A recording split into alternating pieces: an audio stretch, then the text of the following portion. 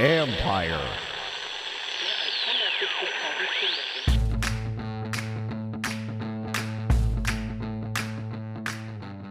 Hello and welcome to my podcast. Do me a favor, subscribe to the John Conn Report wherever you get your podcasts. You're watching on YouTube. Hit that like button, hit that subscribe button. You can find us there as part of Empire Media, A-M-P-I-R-E. Always much appreciated when you tune in. And of course, you can read my work on ESPN.com. I have a story up now. I have multiple stories up now, but one of them is on the impact of Zach Ertz and Austin Eckler on Jaden Daniels and just what they have left, what they can still offer, how. Listen, we know they're getting older, but how can that wisdom help them? And also, Ertz told me that this is the best he has felt in 4 years. I'm going to play the interview, about a 5-minute interview I had with him for you club members. So, look for that on Thursday.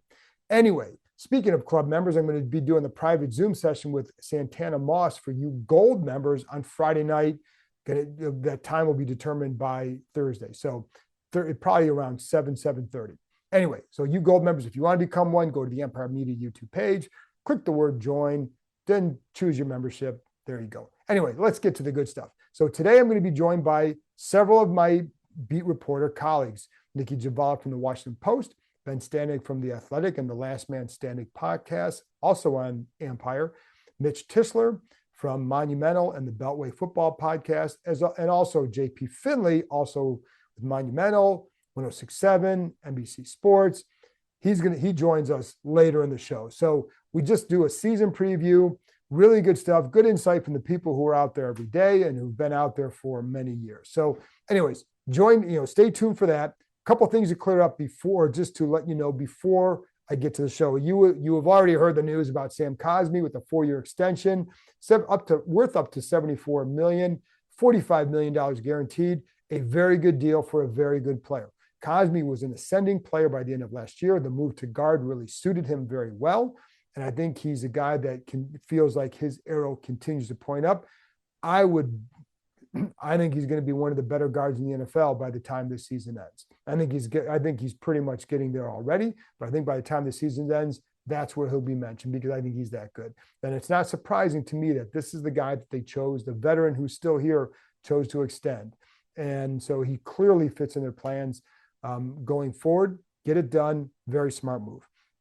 Oh, now let's get to on the field right now. Some injury updates just about Sunday. Johnny Newton was out there. We saw him going through some drills. He was listed as limited, but Dan Quinn said he expected him to practice today and then be a little bit more limited on Thursday and then do more on Friday and then make a determination as to what they think he can do, if anything, for Sunday. He hasn't been out there that much, folks. I think this is asking a lot to have him go, but we'll see. I'm not a doctor, don't know, but I do know in the past, if a guy's missed not just the summer, but he missed a lot of the spring too because of the injuries. And so we'll see where he goes. But did get some video of him going through some early practice stuff, and I'll post that on here later. And then with Brandon Coleman, he was another full go. I don't know what to expect for him. I think this is, again, you look at this, he hasn't played. And so, but he's at least practiced.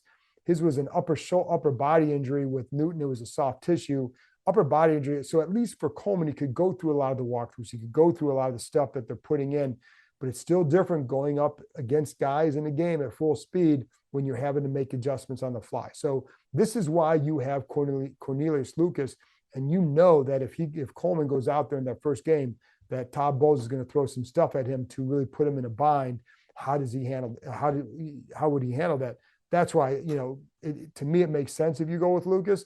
I don't know yet what they're going to do, but they really feel good about Coleman and what he knows and what he's learned. He's a smart guy that can offset some of the problems. And he was out there in the spring, at least, unlike Newton, but it's still, he hasn't been out there that much. It would be asking a lot for him to do it.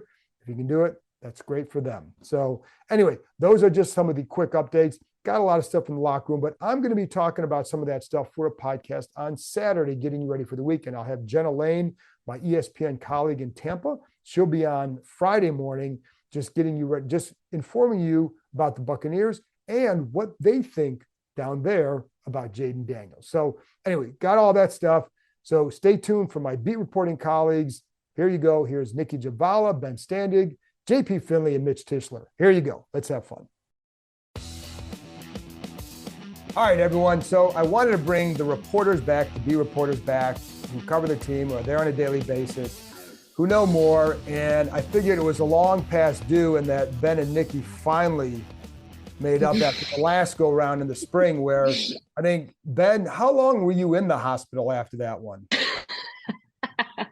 The physical hospital or the mental ward? It was split kind of evenly. So I wasn't sure if I should put you guys side by side here, but anyways, it's all good. So, but I want to do a season preview. Get your thoughts on things. JP Finley might join us. If you're watching us on YouTube, you can see Mitch Tisler in the upper corner. Nikki's there and Ben's there. And again, JP may join. Sam was invited, unable to show up. So I think it's, we'll give a shout out to his mom, who always likes to listen when he's on, but we'll see. Anyway, so let's get to the season preview stuff. I am curious, going around the horn here a little bit. Just what are your expectations for this team? Let's start with Mitch. By the way, you can listen to Mitch and JP on the Beltway football podcast. Still the same thing going on. How long you guys been doing that now, Mitch? This will be, I think, our 8th season. Wow. Probably coming up. 7th season coming up. It's long running program. There you go. So what your expectations for this team going into the season? Yeah, I mean, I think to expect that this team is going to be, this year's Houston Texans, I think might be a little bit of a step beyond, but I think as a whole, you're going to see just a more prepared team kind of week to week. I think the coaching difference is going to be pretty major, particularly when you talk about the secondary and the offensive line. I think those were two places that took pretty big steps up in the coaching ranks year over year.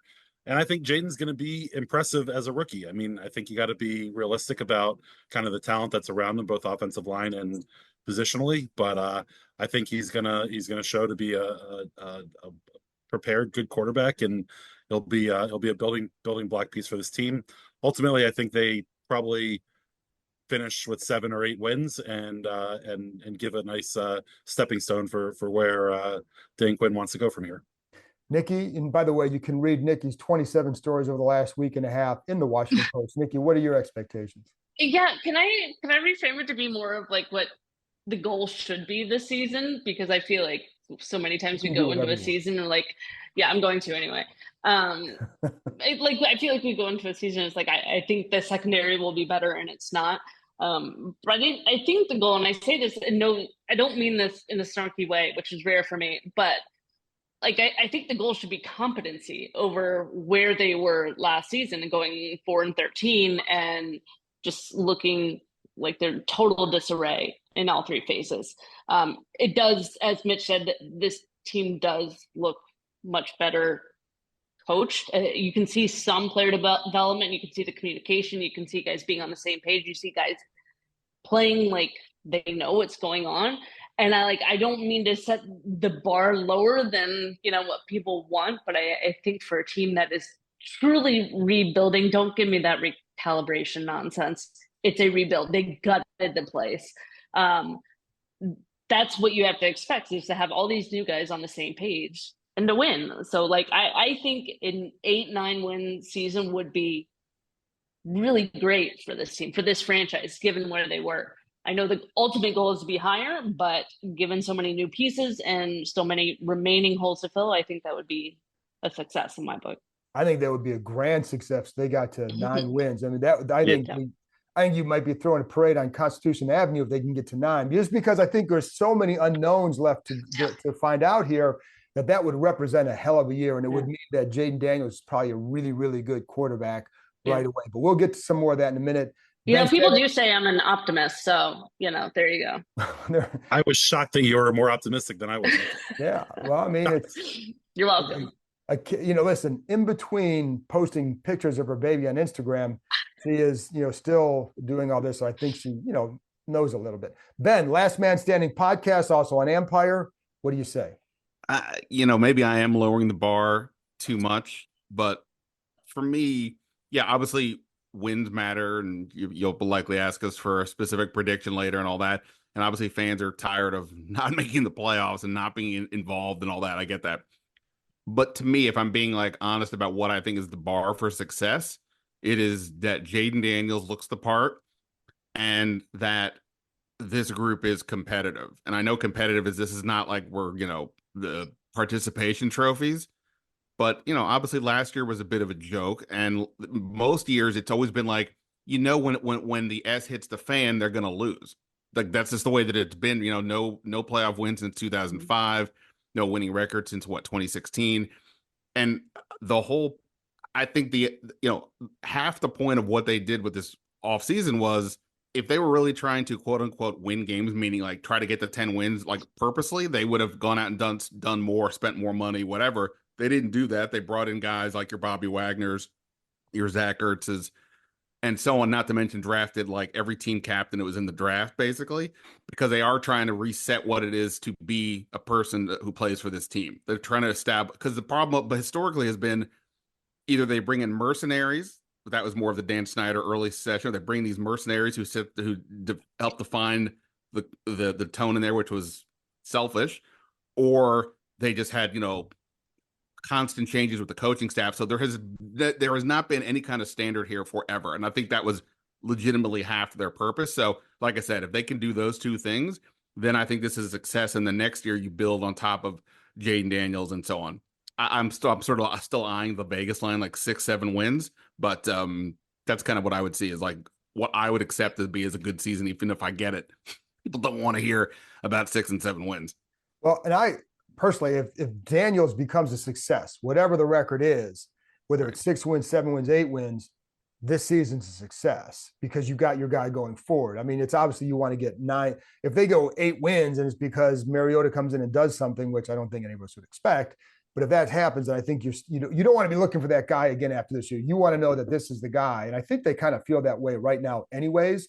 So, but let's go to Jaden Daniels. And you can either do expectations or what should their goals with him be? How's that, Nikki? So you want to start with this one, Nikki? Yeah, I'm going to stick with the question. I'm going to stick with the expectations just to appease you. God forbid we change anything. No, I mean, I do think he's looked really good in camp. He's probably exceeded my expectations, but I do think everything needs a bit of context, though. I mean, what we see is only a fraction of what is really going on. But I think in that he hasn't really looked like your typical rookie quarterback. And we've seen a number of quarterbacks come through here. And he does not look like any of them, which should only be good news to fans and readers and whatnot. But, that's not to say that he won't face some of the typical rookie hurdles. Maybe he won't. Maybe he is sort of a unicorn, but more than likely he'll face some of these hurdles, when he's facing the top defenses and, the bullets are flying. But he does have all sort of the tangibles and intangibles that you would want in the position. Like he is incredibly even keeled. Like it doesn't look like anything phases him. And granted, it's only training camp, it's preseason, this is the happiest time of year, but there is a lot of pressure on this kid, and it doesn't seem to phase him. And maybe this is the NIL world that's better preparing a lot of these players because they're stars coming in, not to say others weren't, but like financially and, in terms of the just celebrity, they're stars coming in. So it's almost like they're better prepared for the pressure. But yeah, I think they might have, their guy going forward. You hope that's the case. I think we've seen enough in this franchise alone that, you'd be foolish to say that right out of the gate. So you have no idea that I would agree with that statement, Mitch. Yeah, I mean, to Nikki's point, I think the even keeledness of him, I think, helps so much. And coming out of college, there were so many people that were calling his age a detractor, and the fact that he was 23 and played in college for 5 years or whatever it was. He's mature. He's the most mature rookie quarterback we've seen in Washington since I started covering the team in the early 2000s. And I think that goes a long way for him. And as far as specific numbers, like I don't want to say he's got to throw for 3,000 yards for this thing to be successful. I think you just want to see kind of a general upward trajectory. You're going to see a kid who's going to have up games and down games, but you want to see as the season goes on the bad games not be as bad as the bad games earlier in the season, and hopefully the good games are getting better. And if you kind of are just tracking it, watching him move up, and I think you can look a lot at what Sam Howell did last year and kind of compare the two. And that early on, there was a lot of variance between the good and the bad. But as we got to the middle of the season, it plateaued big time, or even maybe went down, if we're being honest with ourselves. And I think that's where you need to see a difference with Jaden. And I think that's kind of how you'll get a better feel for where he is at the end of the year, if you just kind of see that general progression game after game. Yeah, I agree with all the stuff about the temperament maturity, so I won't double down on that. But the biggest play of the preseason ultimately was the in the first game where he audibles out of the third down on what was going to be a screen pass because they had the fourth tackle and a guard at the other tackle, so they're trying not to have him killed, and he checked out and threw the 42-yard bomb to Diami. And I think, to me, even though we dismissed preseason appropriately, I think that play said so much about this kid, in that his first drive as a pro, his first third down, and he audibles out of the play that the staff told him to, and then delivered the play. It says to me that he's not afraid of the moment. And I think that literally half the time, whether it's talking about quarterback or any rookie coming into any professional league, the confidence can easily get sidetracked even before you take a hit, because you're just it's the moment is too big. And that, to me, said the moment is not too big for him. Now, maybe that changes when Dexter Lawrence and Micah Parsons and others are coming at him, but I don't think that's going to happen. That doesn't mean they're going to the Super Bowl or he's going to Canton, but it says that they've got a real fighting shot for him to be pretty good quickly, because of that mentality, on top of his athletic skills, and his decision making in the pocket has stood out, etc. He's got to avoid the big hits, but other than that, I think that to me said a lot about where he's at, as much as anything else we saw this summer. I like the fact that he started 55 games in college. I think that plays to your point. And the other thing I like along with that play, Ben, in the preseason was the other times where blitzes are coming, he's not getting hit. He's getting rid of the ball. So I felt like he took made some ordinary plays that are really the ones you have to make to survive in this league, but also to move the ball. And his accuracy, his ball placement, I think was really good. I think the best thing that I saw from him or heard about him was all the stuff he's doing behind the scenes. And Mitch, this, we've been around a while. I didn't realize you were as old as I am, but that's nice to know. But I think the best thing is what you're hearing about him. And you don't always hear that about the young quarterbacks, the work that he puts in, which to me gives him a shot that's where he's going to max out because of that work. So, it's funny. I was talking to Zach Ertz about this last week, and he's like, he feels like he's going to be good immediately. And, I know teammates are going to say stuff, but sometimes when they're going a little bit more, I think some of these guys have been burned before. Terry McLaurin has been burned by these young quarterbacks and what they might be able to do, or what, the rhythm, the chemistry he might develop with them. And I think he gets tired of talking about that. But I think in some cases with Daniels, they're having a harder time containing some of that. So I think he's going to be good. But the question though is, do they have enough around him? And I think that's, to me, the big question. So let's go to that one. Do they have enough around him, Ben? Probably not. I mean, I didn't have an issue with the Jahan Dotson trade based on the Jahan Dotson that they were getting and the value that they got back. But I mean, realistically, right, they have one receiver that we know would start for other teams, and everybody else is sort of a role player who can do specific things, but you're not going, well, that guy is an obvious starter. Zach Ertz has looked pretty good this summer. He's also missed a ton of games the last 2 years with injuries. I think the running backs are obviously going to be the strength of this offense. I think Brian Robinson's positioned to have a good year, but there's big questions at tackle, whether Brandon Coleman is able to go week one or not. And, that's going to be the part. I think this is where the coaching staff is really going to have to do their best work. Kingsbury is going to have to know when's the right time to have certain receivers come in with what the plays he's looking to do. They almost can't afford an injury anywhere, right? I mean, there's nothing behind Robinson, McLaurin, or almost anybody on the offensive line that's going to make you feel good if one of those starters goes out. So I think that's definitely a question. In fact, for The Athletic, we just had a story go up where each beat writer had to list the biggest concern, and that was my concern, that they don't have enough around him, which is, by the way, different than saying that Adam Peters screwed up. I'm just saying, they can't, they couldn't fix everything in a year. And, we'll see if Luke McCaffrey steps up, then maybe that's helps the receiver room, that type of deal. But yeah, I would probably say they do not, but they've got to figure out a way to obviously protect him and make the offense as simple as possible for him, for not just for him, but for the receivers and others to be able to use their skills. Ben, you should call some agents, see what they think about the GMs and Adam Peters in particular. Nikki, what do you think? I agree. I mean, I don't think he has enough help around him in the skill positions. Like I think Zach Ertz has looked good. I think Austin Eckler has looked good, but God forbid, and I don't want to wish this upon anybody, but like, if for any reason they can't go, then what are they really left with on that offense? Like we've seen that De'Ami's looked really good in camp. He's also had really good camps in the past and has not translated it to a season yet. You hope he can this season. But you take out the two veterans there and you got Terry and B-Rob. And that's a concern to me. Does he have enough help in the skill positions? Does he have bigger targets? To me, the receivers are pretty much all the same size. Like even with the addition of Noah Brown.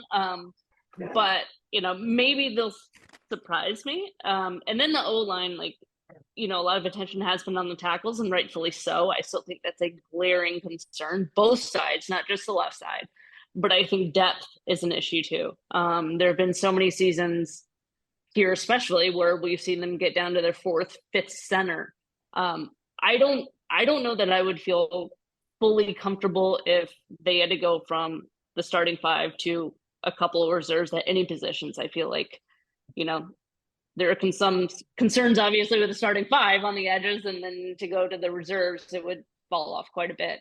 With any quarterback, with especially a rookie quarterback, that's a huge concern to me. So, as Ben said, I think they've done a lot of positive things to the roster. You can't change everything, but there are some glaring concerns there for me. Mitchell T. Yeah, I mean, certainly the injury concerns are across the board, both offense and defense, to be honest. But for me, first of all, I think Zach Ertz he's been so quiet in camp, and the fact that he didn't play in the preseason, I don't think nationally folks are looking at him kind of in any way, shape, or form. And I think he's going to be a big part to this offense, particularly early in the season. I think both his size and his ability to work the middle of the field and just be kind of an outlet for Jaden is going to be very important. And obviously his injury questions are going to be the questions.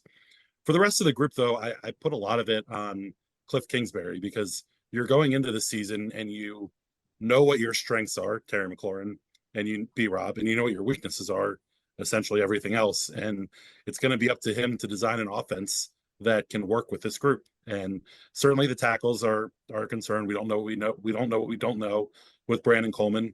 Nick Allegretti was up and down in camp and up and down in the preseason. That's certainly something that I don't want to gloss over, because with a rookie left tackle and if your left guard struggles, that makes things that much worse. But I do think you can design an offense that can work with your group. And it's going to be about taking advantage of players in their situations, getting the ball out quickly for Jaden, doing all those different things. And you can look at what Eric Bieniemy kind of did last year, which was, my offense works and I'm going to jam this square peg into a circle hole until you break. And obviously that didn't work out. And I am hoping that we're going to enter this year and Cliff is going to have a little more creativity with these guys and a little bit more, help with the tight ends and the running backs and passing, as well as helping Jaden with, a bunch of quick plays and getting the ball into Terry's hand early in games instead of waiting till the second half to get your, most dynamic player the ball. So it'll be interesting to see, but I do think that the depth is a big question, but I think you can kind of scheme your way out of it a little bit if you're creative. I agree. I think with the line, especially, I'm curious to see how the scheme impacts them and just how quickly, if Daniel's getting rid of the ball quickly, you saw in the preseason guys missing blocks and you're not noticing it as much because it's not hurting them as much. So that's going to be a big key to there, and then how they run the ball. And so let me ask you, what are you guys buying and selling here? Here's what we've heard coming out of camp. B-Rob could be one of the best backs in the league, right? Corners, they feel good about them. Ertz and Eckler, a lot left, and I actually thought Ertz looked really good this summer. In fact, when I was back in Cleveland this weekend, mom turned 90, shout out to my mom. And the big thing at the fantasy, right, it sounded like get Ertz because I thought he looked good enough. Like he's a sneaky pick. I say late in your draft, maybe if he's still unclaimed after your draft, he's a guy to watch. So, anyways, but what are you guys buying and what are you still selling after going into or after camp and going into the season? Sister Sunshine, you want to take that first? um, since this is a family friendly show, I won't say what I really think in response to that. I I mean, I think there's a bit of both. Like I believe when they say they believe in these guys because they didn't make any additional moves to change the room. But so like my only thought is, do they not fully know what they're getting? Because we've seen some of these guys longer than they have. I mean, yes, they're the experts. They do the film study. They can talk to everybody else. I don't want to like come off as like, oh, I know more than they do. I don't. But the cornerbacks room, really. I mean, like and that one's a little perplexing to me, just because we've seen throughout camp and preseason some of the issues they've had. But to that extent, like I do think they believe they can develop them. I feel like every NFL coach believes they can fix something, everything, you know. But that room's a concern for me. I just don't. You hope they're right and they can develop them and that group can improve. But from what we've seen so far and over the last year, 2 years, it just hasn't been there. Well, I'll buy the. This is rare for me to say. I'll buy the positive vibes. Like I'm saying, like I can see like 6 or 7 wins. It would be my guess. But the difference to me would be that, especially the guys who are returning, but really the whole place. I really do believe that these guys are having fun. That they are in a good mood. I'm not saying they're not working hard, but like, you see the way they like little things like Martavis Bryant gets a touchdown in the sideline kind of erupts for him. They really do seem to be buying into this Dan Quinn, I hate to use the word culture, but I can't think of something else at the moment. I don't have my thesaurus around. So like I do buy that. And I do think that could be the type of thing that gets them, especially early in the season, maybe sneaks them an extra win or two somehow, because, they're just flying around the ball to make an extra play. On the sell, now this is essentially not relevant anymore because Brandon Ayuk stayed with San Francisco, but I don't want to hear anybody when if they start 1-4 or the other receivers aren't there. I don't want to hear anybody saying they should have traded for Ayuk. That would have been insane. It would have been stupid. It would have gone against every single thing that Adam Peters has done to this point. The only way it would have made any sense would have been to trade Terry McLaurin for him, because paying 2 receivers at roughly $25 to $30 million is not how you win football games. And also, to the point earlier about sort of Jaden, not saying this will happen this year, but if he's the real guy, then you definitely don't have to spend as much at receiver. That's the whole point of having the big time quarterbacks, is that they make everybody else around them better. So you don't have to go out and spend at a position that is the most dependent on the entire offense, that even the good guys get 6 targets, 7 targets a game. So I don't want to hear that. What they need more receiver, we get that. Don't tell me they should have traded for Ayuk. Ben just guaranteed that. Really feel, Ben. Well, Ben just guaranteed that every time something goes wrong with the receivers in the press box, we're going to tell them they should have traded for Ayuk, Ben. I'm going to do that every single time. I'll just send you guys the Ryan from The Office meme every time you do. But JP just joined. But Mitch, I want to ask you, what are you buying? What are you selling? JP, you can think of your answers while Mitch talks. First off, I can't believe Nikki and Ben missed out on wishing a happy birthday to Mama Kime. I mean, that was just rude of you guys. But we'll move on. I did. Did you? Just not on this podcast. Yeah, no. right, in your mind. Yeah. What I'm selling is, maybe it dovetails a little with Nikki, just kind of the defensive end group as a whole. I think that there is a higher floor there, but with the type of defense that I think we're going to see from Joe Witt, at least based on obviously what we saw in Dallas, it's so predicated on getting pressure to the quarterback to help out those corners who are left on an island maybe a little too often. The corners are an issue. I think we all know they're an issue, but I think getting pressure on the quarterback is going to be that much more important this year than even in past years. And, maybe they'll rush a little more, together, and you won't get the quarterbacks, releasing, but I'm also concerned that they're not going to be able to get to the quarterback and you're going to get big plays down the field.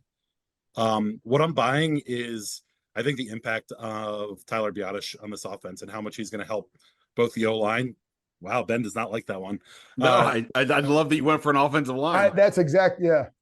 I think Biotis makes a huge difference with this offense, both having a rookie quarterback and, a questionable rest of the offensive line. You need somebody who's going to put these guys in order. And we saw how bad it was with Nick Gates when he and Sam Howell weren't able to get on the same page as far as what the O-line was supposed to do and the number of free rushers that were going at him. I think that you're going to have a good 1-2 punch catcher pitcher group between Biotis and Jaden, and they're going to at least have the guys in position to make the block, so you're not having these free rushers that are coming clean at him, and it's going to be up to Jaden and the rest of those guys to execute, but you can't execute if you're not in the right position to start. JP, thank you for coming on. No problem, man. What are you buying about this team? What are you selling? There's a lot of stuff that's been coming out here this summer. What are you buying? What are you selling? I'm selling Standig's theory that you can't pay 2 wideouts and win in this league. I don't think they should have traded for Ayuk, but there are good teams paying 2 wideouts. The Niners being one of them, the Dolphins, the Eagles. That there is a path where you do that. Anyway, specific to this team, what am I buying? I think I've been high on this for a while. I think Zach Ertz is poised to have a big season, man. And who knows if he can stay healthy? I get the age questions, but the way he runs routes and uses his body to get open, and the way Jaden seems to look for him, and the way those two, and we've all seen it countless times, how like the in-depth conversations they have about where routes should go and what to do in the red zone.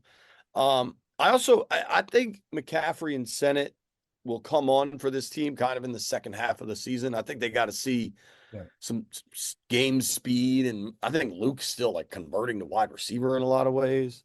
Mm-hmm. I'm selling the secondary. I think Sammer still looks like an absolute star, the kind of guy that this team will love. But I just worry about it. We have seen BSJ be good, but he wasn't last year.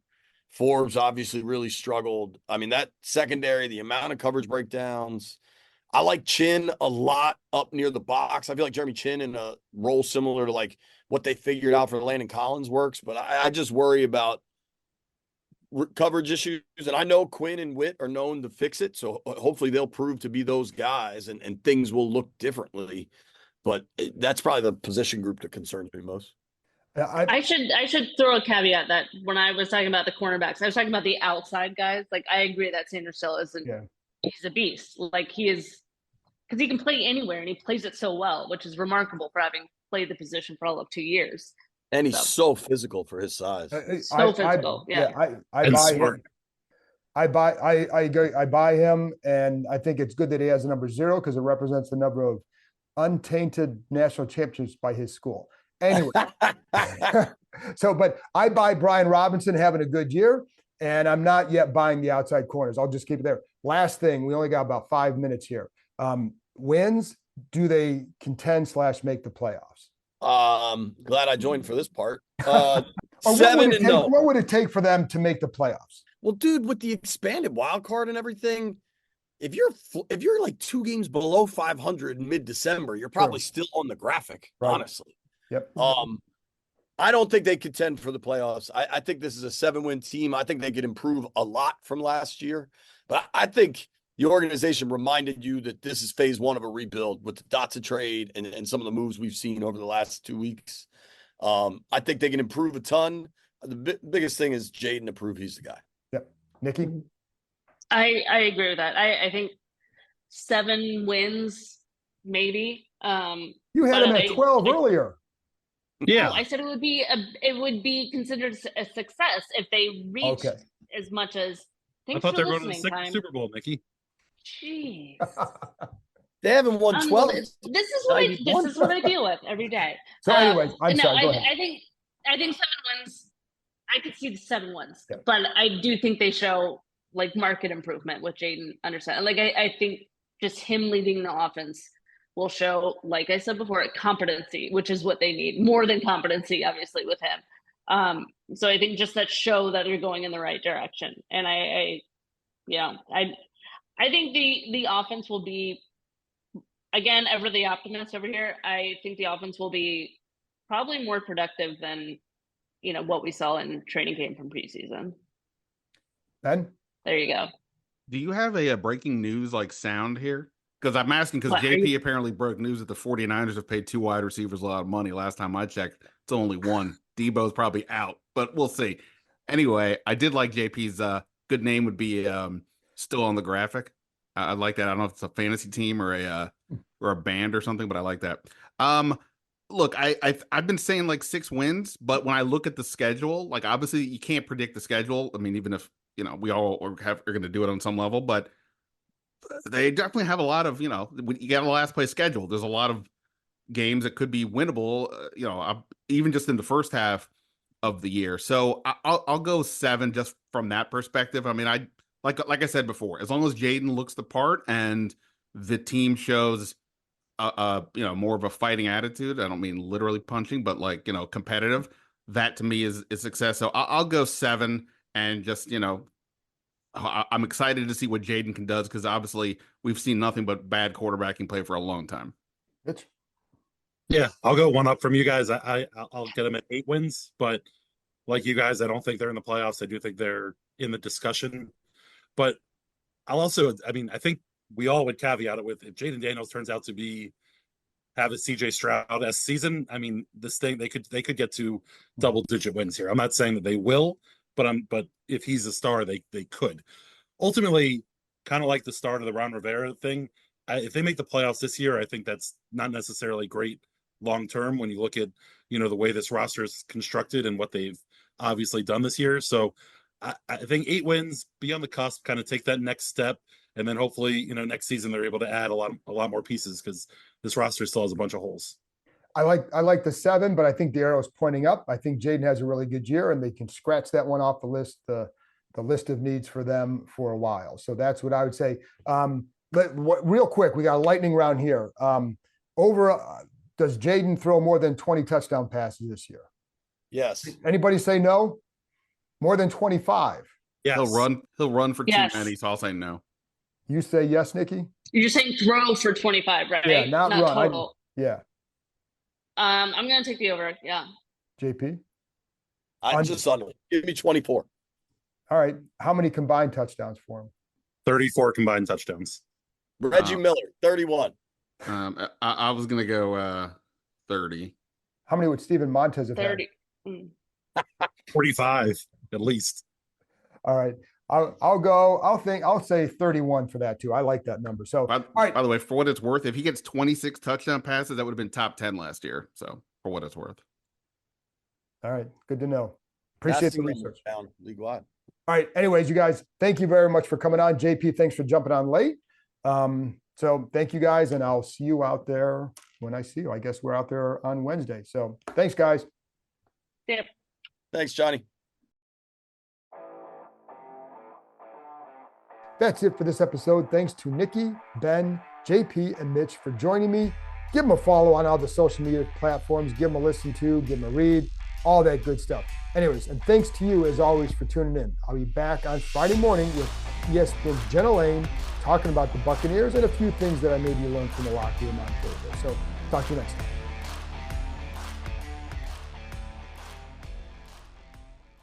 For the ones who get it done, the most important part is the one you need now. And the best partner is the one who can deliver. That's why millions of maintenance and repair pros trust Grainger, because we have professional-grade supplies for every industry, even hard-to-find products. And we have same-day pickup and next-day delivery on most orders. But most importantly, we have an unwavering commitment to help keep you up and running. Call, click Grainger.com, or just stop by. Grainger, for the ones who get it done.